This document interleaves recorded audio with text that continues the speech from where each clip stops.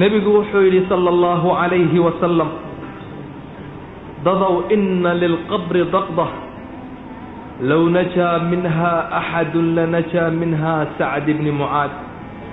dadow wuxuu leeyahay buu yihi nebigu calayhi salaatu wasalaam, qabrigu qabasho ayuu leeyahay buu yihi nebigu calayhi salaatu wasalaam. qof hadduu ka badbaadi lahaa sacd ibni mucaad saxaabigaa la odhanayay ayaa ka badbaadi lahaa buu yihi nebigu calayhi salaatu wasalaam. sacd ibni mucaad wuxuu nebigu ku tilmaamay hada aladii taxaraka lahu carshu raxmaan. markuu dhintay carshu raxmaan baa ayaa u gariiray buu yihi nebigu calayhi salaatu wasalaam. wafutixat lahu abwaabu asamaa, albaabadii samada ayaa loo furay markii uu dhintay. washahidahu 70,000 min almalaa'ika, dhimashadiisii 70,000 oo malaa'ig ayaa ka soo qayb galay saxaabigaas. laqad damma dammatan uma furija minh, wuu qatay buu yihi nebigu calayhi salaatu wasalaam qabrigu, laakiin waa laga qaaday markii dambe. maxaan u shaqaysana kaa cadaabulqabriga maxaa ummadda ka badbaadiya? ashahaada, qofka oo dariiqa ilaahay u shahiidooba. nebigu wuxuu yihi sala allahu calayhi wasalam, shahiidku wuxuu leeyahay ilaahay agtiisa 6 sifo. yukfaru lahu fii awali dafca, marka ugu horey uu shahiidoobaba ilaahay waa u dembi dhaafaa.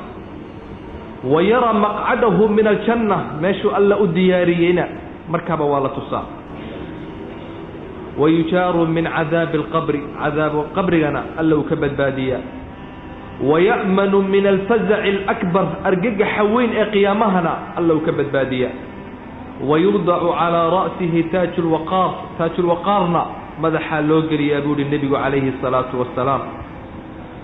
wayuzawaju 72 min alxuuri alcayn, 72 xuuri caynna waa loo guuriyaa buu yihi nebigu calayhi salaatu wasalaam.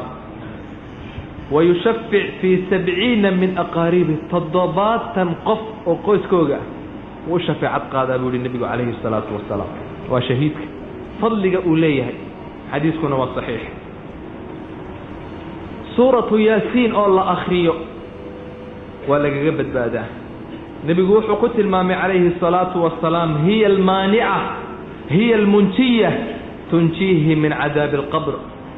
wuxuu yihi nebigu calayhi salaatu wasalaam, suuratu lmulk ama suuratu yaasiin waxay qofka ka badbaadisaa cadaabu lqabriga, ayay ka mancidaa oy ka badbaadisaa buu yihi nebigu calayhi salaatu wasalaam. xadiiskaasna waa saxiix. waxaa kaluu nebigu yidhi, man qara'ahaa kula laylatin jaa'at tujaadilu can saaxibiha, qofkii habeen walba akhriya waxay timaadaa iyada oo u shafeecad qaadaysa oo u doodaysa qofka maalinka qiyaamaha. xadiiskaasina waa saxiix. waxaa kaloo lagaga badbaadaa qofka oo xanuun caloosha ilaahay kaga rido.